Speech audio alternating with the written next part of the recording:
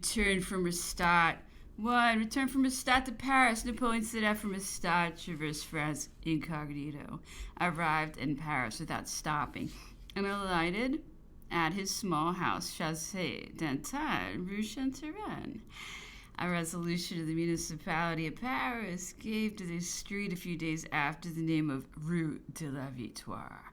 The municipal body, the administration of the department, the councils vied in seeking means of testifying the national gratitude towards him. It was proposed in the Council of Ages to give him the estate of Chambord and a mansion in Paris. This would have been in every respect proper. The general of the army of Italy, who for 2 years had fed his army, formed and maintained its materiel, paid many years of arrears, sent 30 or 40 millions to the treasury of France, and several hundred millions in chefs d'oeuvre of the arts devoted to public affairs, had neglected his private fortune. He did not possess 100,000 crowns in plate, jewels, money, furniture.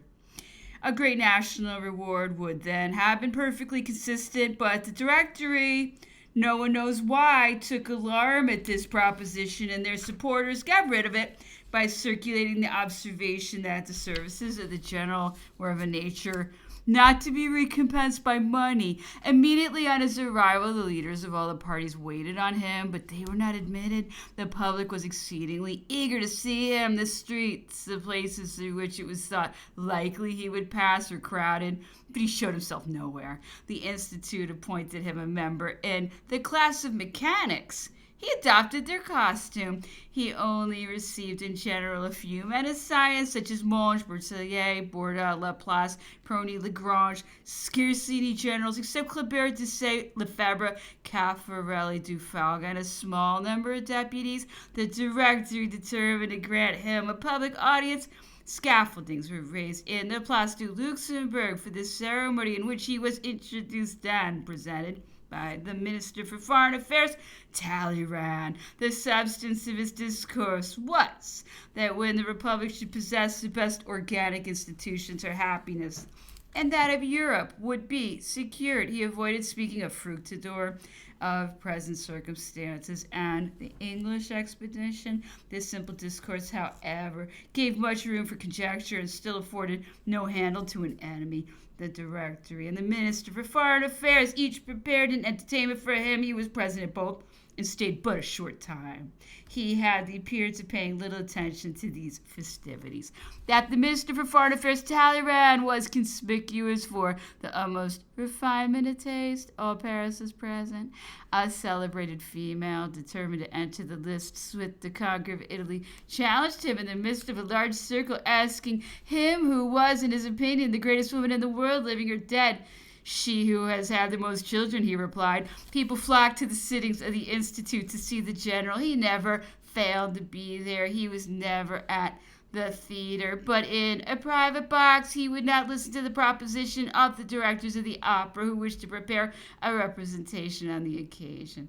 Marshal de Saxe, de Lovendal, de Moutier had been exhibited there in triumph on the return from the army. Upon his return from Egypt, the 18th Brumaire, he appeared at the Tuileries.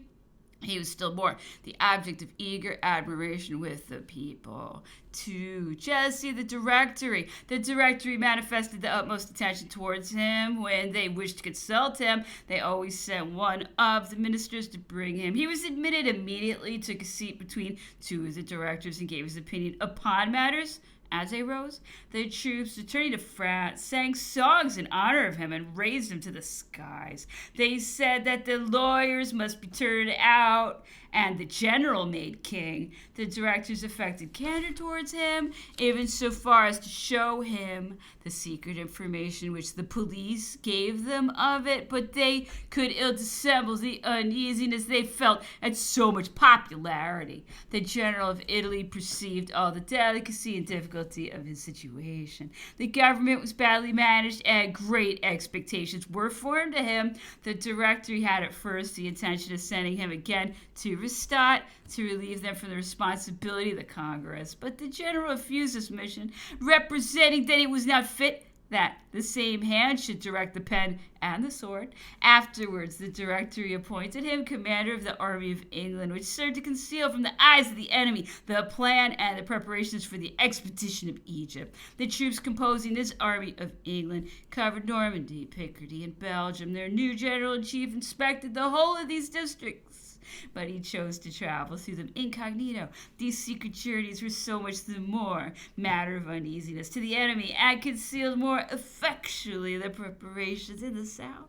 He had the satisfaction of confirming everywhere the sentiments inspired by his person and his reputation. He everywhere found himself the object of all conversations, of all preparations.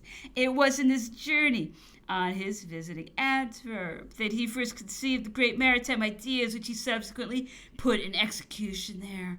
It was then also that he perceived at San Quentin all the advantages of the canal which he has since caused to be formed. Lastly, it was then that he fixed his mind on the superiority which the tide gave Bologna over Calais for attempting an enterprise against England with mere pernicious. 3. The first incident that determined the Directory to abandon the principles of policy laid down at Campo Formio. The principles of policy which governed the Republic had been determined at Campo Formio. The Directory were unacquainted with them. Besides, they could not subdue their passions. Every circumstance swayed them. Switzerland furnished the first instance of this. France had constantly cause of complaint against the canton of Bern, and the Swiss aristocracy, all the foreign agents who had excited troubles in France, had always had the levered Bern. This was always the fulcrum. It became a matter of consideration to take advantage of the great influence we had acquired in Europe to destroy the preponderance of our enemies in Switzerland. The general of Italy approved highly the resentment of the Directory. He thought the moment was come for securing to France the political influence of Switzerland, but he did not think it necessary on that account to subvert the country. It was necessary in order to act in conformity with the adopted policy to attain the object with the least possible change. He proposed that our ambassador in Switzerland should present a note supported by 2 bodies of troops in Savoy and Franche-Comté, in which he should declare that France and Italy considered it necessary to their policy and their security, as well as to the reciprocal dignity of the 3 nations, that the Pays de Vaud, Argo, and the Italian bailiwicks should become free and independent cantons equal to the others. If France and Italy had much reason to complain of the aristocracy of certain families of Bern, Soleure, and Freiburg, but that they would forget all if the peasants of these cantons were reinstated in their political rights. All these changes would have been wrought without effort, without employing arms, but Rubel, led on by the demagogues of Switzerland, caused a different system to be adopted without respect to the manners, the religion, or the local circumstances of the cantons. It was determined to submit the whole of Switzerland to a single constitution like that of France. The small cantons were irritated at losing their liberty, and all Switzerland rose at the prospect of a disorganization which violated all their interests and inflamed all their passions. They flew to arms. It was necessary to send in our troops to conquer the whole country. Blood was shed. Europe took alarm. For second incident in another quarter, that miserable court of Rome, by a train of insanity which characterized it, provoked rather than corrected by the Treaty of Tolentino, continued its system of hatred and offense against France in the hope of repressing those in its bosom who were the friends of France's cabinet. A feeble old men devoid of sense excited a fermentation of opposite opinions around them. They made a quarrel with the Cisalpine Republic. They had the imprudence to put the Austrian general Prevert at the head of their troops. They inflamed their own party by every expedient. A tumult took place. The young Dufault, a general of the highest province who happened to be at Rome as a traveler, was murdered at the door of the French ambassador in trying to prevent disorder, and the ambassador Joseph, brother to the general, retired to Florence. Napoleon, being consulted, replied by his usual adage that it was not for a circumstance to regulate policy, but rather for policy to govern circumstances, that however blamable that imbecile court of Rome might be, the conduct to be pursued towards it still remained a very important question, that it was necessary to chastise it, but not to destroy it, that by deposing the Pope and revolutionizing Rome, there would infallibly be war with Naples, which, above all things, should be avoided, that our ambassadors should be ordered to return to Rome, to demand that example should be made of the guilty, to require that an extraordinary embassy should be sent to make apologies at Luxembourg, to cause the departure of Prevera, to put the most moderate of the prelates at the head of affairs, and to compel the Pope to conclude a concordat with the Cisalpine Republic, that by these united measures Rome, being rendered tranquil, might no more be in a condition to meddle in politics, that this concordat with the Cisalpine would moreover have the advantage of preparing beforehand the minds of the French for a similar measure. But La Riviere, surrounded by his Theophilanthropists, led them to decide on marching against the Pope. The time was come, he said, to make this idol vanish. Besides, the name of Roman Republic was sufficient to excite all the ardent imaginations of the Revolution. The French general had been too cautious when opportunity offered, and if there were now quarrels with the Pope, it was solely his fault, but perhaps he had his private views in it. In a word, his courteous ceremonies, his delicacy towards the Pope, his generous compassion for exiled priests had, at times, made a strong impression on the minds of Frenchmen. As to the fear that the revolution of Rome would lead to a war with Naples, that was treated as an overstrained subtlety. We had ourselves a numerous party in Naples, and we could fear nothing from a state of the third rank. Berthier consequently received orders to march with an army to seize Rome and establish the Roman Republic.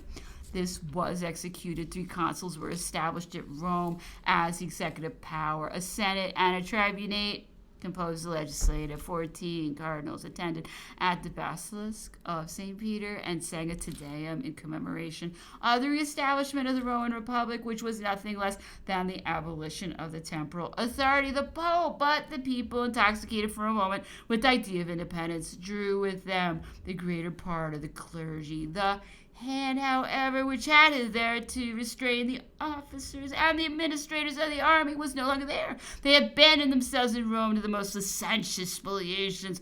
All the furniture of the Vatican was utterly wasted. Pictures and objects of curiosity everywhere were seized. They so alienated the country that the country in its turn succeeded in corrupting the army. It rose against some of the generals whom it accused.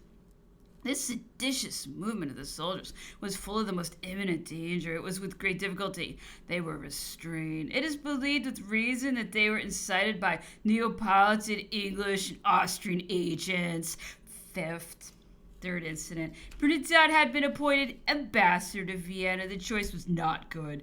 A general could not be agreeable to a nation so constantly beaten. A person filling a civil situation should have been sent, but the Directory had few of these at their disposal. Either they were too obscure, they had kept them at too great a distance. However that may be, Bernadotte, at that time of too warm a disposition, committed some serious faults during his embassy. One day, no one can guess from what motive he caused the tricolored flag to be hoisted on his house. It is thought that he was insidiously adduced to it by certain agents who wished to involve Austria in difficulties. In fact, the populace, by the instigation of the same agents, were immediately in a state of insurrection. They tore down the flag and insulted Bernadotte. The Directory, in their fury, sent for the general of Italy to fortify themselves by his influence on public opinion, and submitted to his perusal a message to the councils declaring war against Austria and a decree giving to himself the command of the army of Italy. He did not concur in opinion with the Directory. If you were desirous of war, you should have prepared for it independently of this affair of Bernadotte. You should not have engaged your troops in Switzerland and southern Italy on the shores of the ocean. The project for reducing the army to 100,000 men should not have been announced. A project not yet executed, it is true, but which is known and discourages the army. These measures indicate that you had reckoned on peace. Bernadotte is greatly in the wrong by declaring war. You are playing the game of England. It is ignorance of the policy of the cabinet of Vienna to suppose that if it had desired war, it would have insulted you. It would have flattered and lulled you while it was putting its troops in motion. You would not have known its real intentions till the first shot was fired. Rest assured that Austria will give you every satisfaction. It is not having a system of policy to be thus led away by all circumstances. The force of truth calmed the government. Austria gave satisfaction. The conferences of Celsa took place, but this circumstance retarded the Egyptian expedition for a fortnight. 6. Delay the expedition to Egypt. Napoleon began to fear amid the stores which the ignorance of government and the nature of affairs were accumulating round us. This enterprise might prove fatal to the real interests of the nation. He communicated his thoughts to the Directory. Europe, he said, was anything but tranquil. The Congress at Rastatt did not come to a conclusion. We were obliged to retain troops in the interior to secure the elections and keep down the departments in the West. He proposed to countermand the expedition and wait for more favorable circumstances. The Directory, alarmed, suspecting that he had an intention of aspiring to the direction of affairs, were only the more eager to hasten the expedition, particularly as they did not perceive all the consequences of the changes they had produced in the public system. According to them, the events in Switzerland, far from weakening us, afforded us some excellent positions and the Helvetic troops for auxiliaries. The affair of Rome was ended since the pontiff was already at Florence and the Roman Republic proclaimed, and that of Bernadotte could have no further consequences, as the emperor had offered reparation. The moment then was more favorable than ever for attacking England, as had been arranged in Ireland and in Egypt. He offered at least to leave Kleber to say, who were eager to be in the expedition, their great reputation and superior talents might in case of need be of essential use in France. But they refused Kleber, whom Rubel detested, and to say whose talents they did not appreciate. The Republic, they replied, was not driven to these two generals. There would be found a multitude to ensnare the triumph of the country, if ever it should be in danger. 7. The Republic is threatened with a crisis in the interior. The Directory are on the brink of an abyss, but are not aware of it. Affairs went on badly, too, in the interior. The Directory had abused their victory of Fructidor. They had committed the great mistake of not rallying round the Republic, all who, not having taken part with the foreign faction, had only been seduced or misled. But this they had been deprived of the assistance and talents of a great number of individuals who, in resentment, went over to the party opposed to the Republic, notwithstanding their interests and opinions naturally inclined them to the government. They found themselves driven to employ men without principle. Hence arose discontent in public opinion and the necessity for maintaining a great number of troops at home to secure the elections and restrain La Vendée. It was easy to foresee that the new elections would lead to a crisis, that the new third of legislators would be composed of violent men who would increase the source of the evils which pressed upon the nation. The Directory had no internal policy. They went on but from day to day, influenced by the individual temper of the directors or the vicious nature of a government composed of 5 persons. They foresaw nothing and never perceived any difficulties until they were materially checked. When it was said to them, how will you act at the ensuing elections? We will provide for that by a law, replied La Riviere. The end has shown what was the nature of the law meditated by the Directory. When they were asked, why do you not raise up all the friends of the Republic who were only misled and deceived in Fructidor by the foreign party? Why not recall Carnot, Portalis, Demolar, Barbet, Morbas, to form a union against the foreign and violent parties? But directors attached little value to these observations. They believed themselves to be popular and seated on a firm and solid foundation. A party composed of deputies possessing influence in the 2 councils, patriots of Fructidor, who sought to protect their generals, the most powerful and the most enlightened. Long pressed the general of Italy to stir and put himself at the head of the Republic. He refused. He was not yet strong enough to go alone. On the art of government and what was necessary for a great nation, he had ideas so different from the men of the Revolution and the assemblies that, not having power to act alone, he was fearful of compromising his character. He resolved to set out for Egypt, but with a determination to reappear if circumstances occurred to make his presence necessary or useful. The 8th. ceremony the 21st of January. Talleyrand, the Minister of Exterior Relations, was the creature of the Directory. He was Bishop of Autun. At the time of the Revolution, he was one of the 3 bishops who took the oath to the civil constitution of the clergy and who consecrated the constitutional bishops. It was he who said Mass at the famous Federation of 1790. When deputed to the Constituent Assembly, he made several reports on the property of the clergy. Under the legislative body, he was sent to London to treat with the English government. But when the Revolution had taken a more rapid and violent direction, he became one of the suspected and was compelled to take refuge in America. After the 13th of Vendémiaire, the convention erased the quondam Bishop of Autun from the list of emigrants. He then returned to France and was much patronized by Madame de Stael's coterie. He was discreet, pliant, and insinuating, and obtained the favor of the directors Barras, Merlin, Rubel, and Ivan of La Rivière-le-Pont, to whom he paid his court, as he had formerly done at Versailles. He became Minister for Foreign Affairs, which led him into a correspondence with the negotiator at Campo Formio. Talleyrand from that moment applied himself to pleasing the general and to insinuate himself into his favor. It was he who was constantly employed by the Directory in transactions with the general of Italy. On the approach of the 21st of January, on which the government celebrated the anniversary of the execution of Louis XVI, they became a great subject of discussion between the directors and the ministry whether Napoleon should attend the ceremony or not. It was feared on the one side that if he did not go, the holiday might become unpopular. On the other, that if he did go, the Directory would be forgotten and neglected, and the people would think of him only.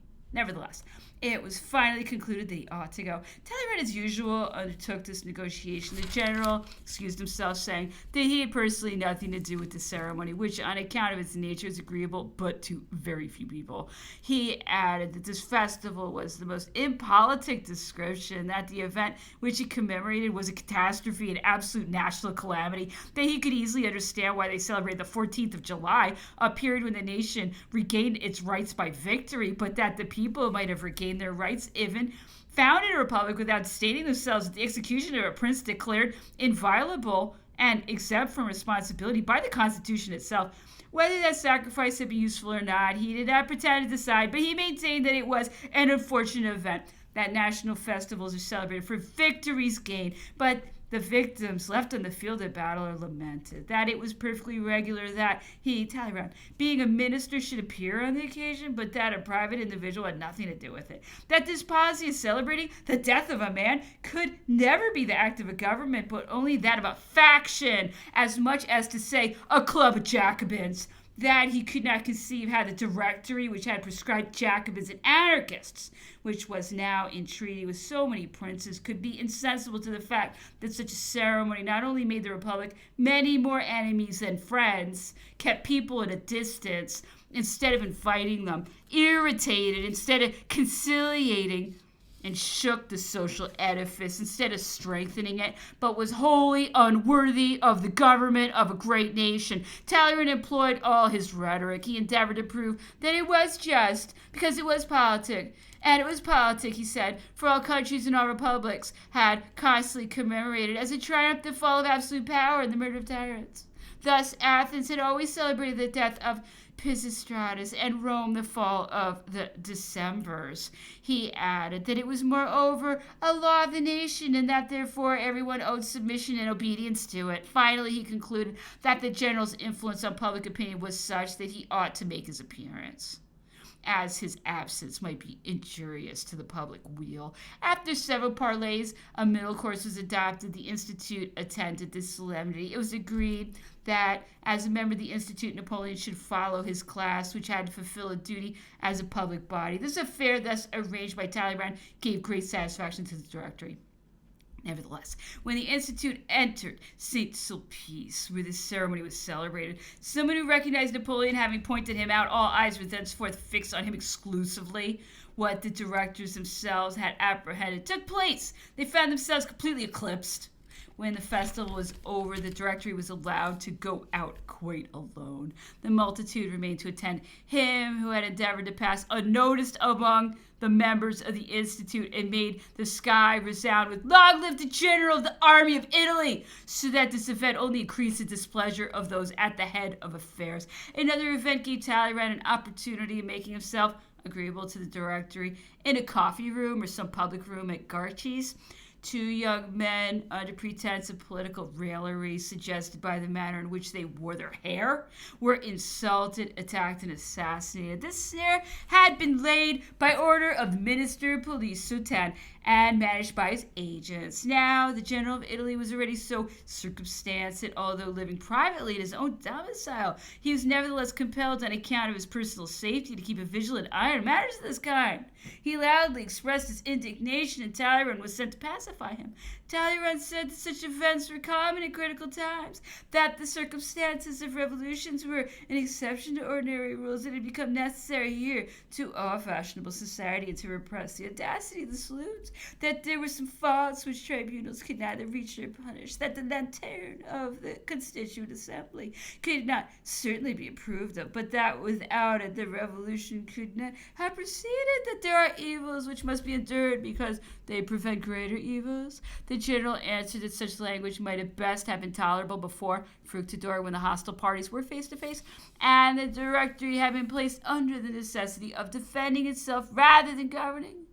That at that time such an act might perhaps have been excused by the necessity of the case, but now that the government was invested with the whole power, and that the law met with no opposition from any quarter, now that the citizens were all submissive at least, if not well affected, this action became an atrocious crime, an absolute outrage on civilization, that wherever the words law and liberty were pronounced, all the citizens were reciprocally sureties for each other, but that by this cutthroat affair everyone would be struck with terror, would ask where this was to end, and think himself under the rule of janissaries.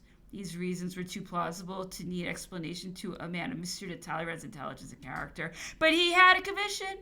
He was endeavoring to apologize for a government whose favor and confidence he was ambitious to preserve.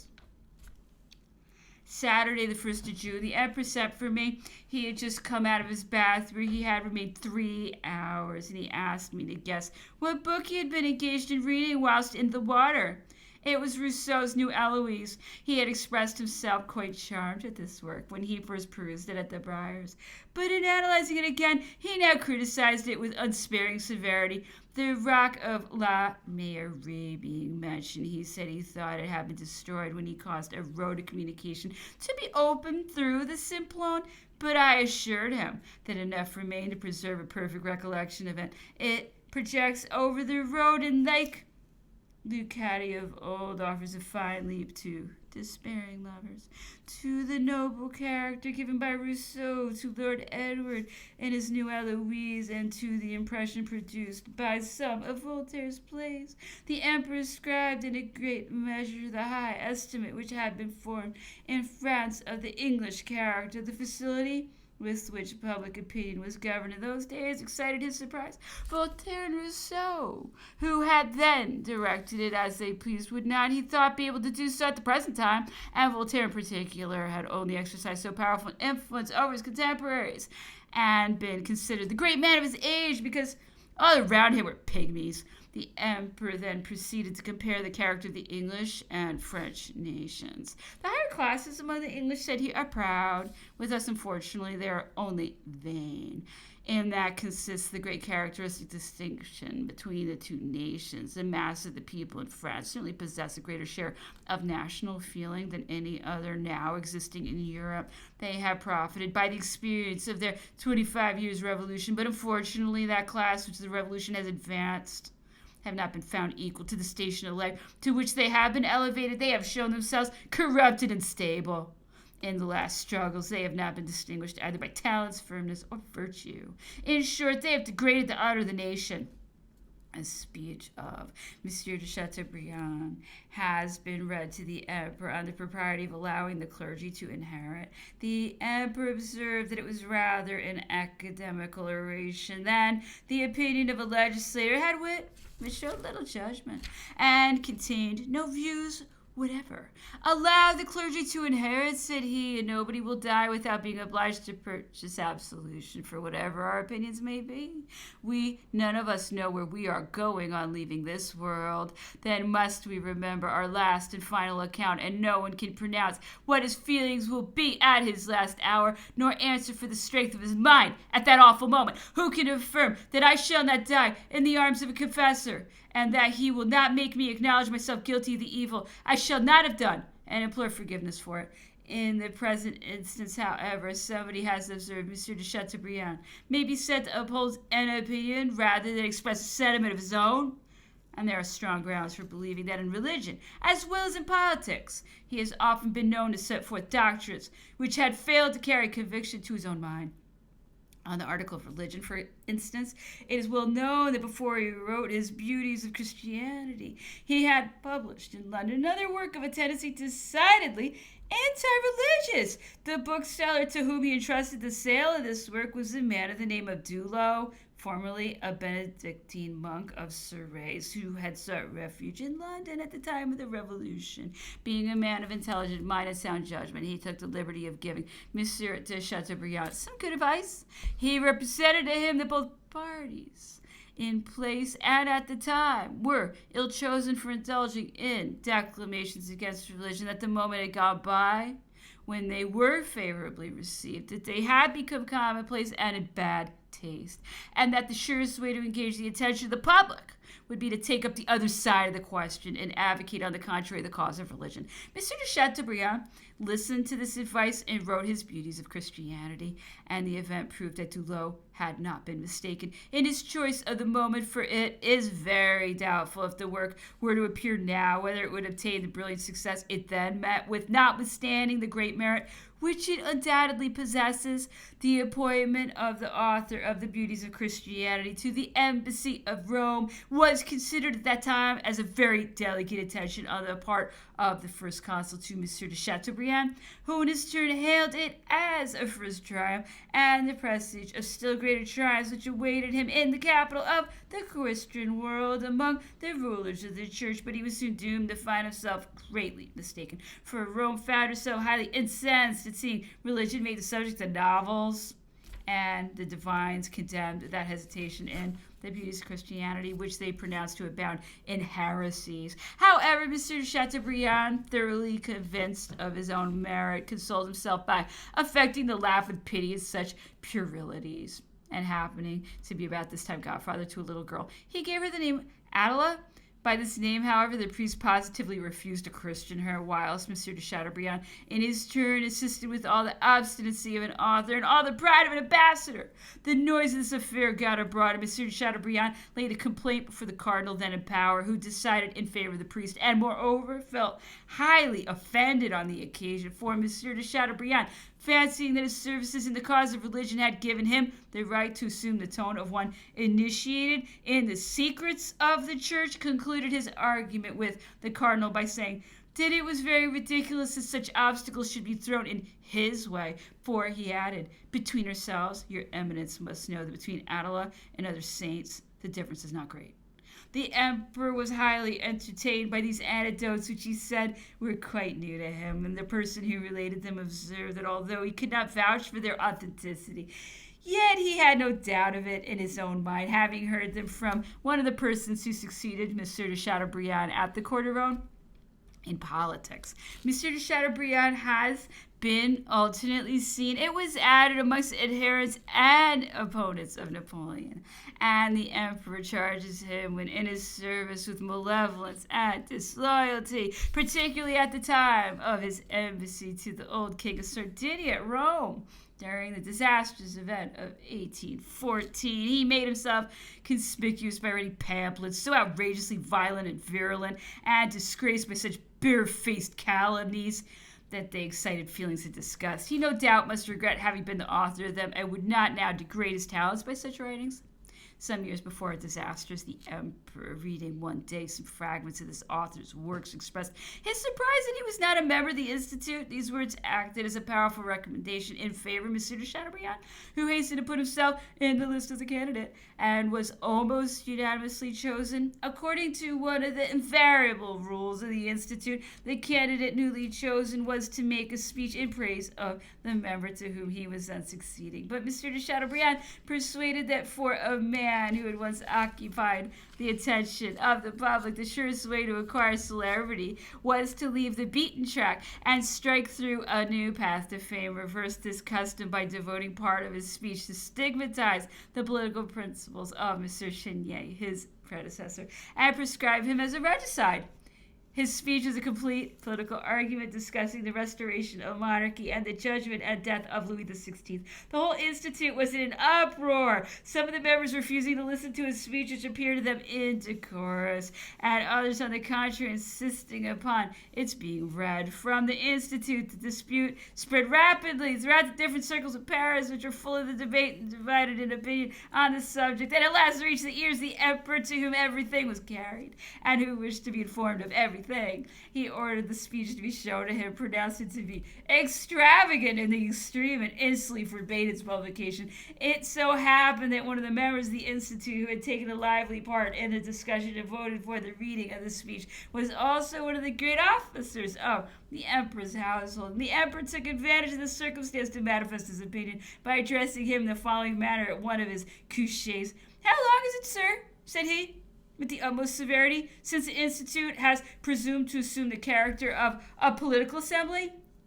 The province of the Institute is to produce poetry and to censure faults of language. Let it be aware how it forsakes the domain of literature, or I shall take measures to bring it back within its limits.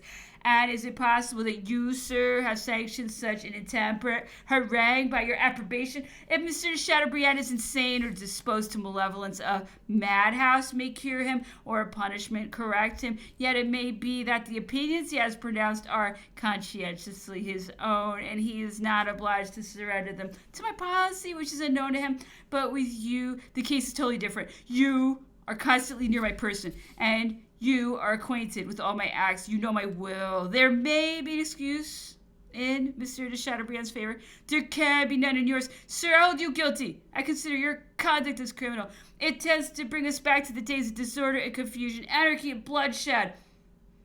Are we then banditti?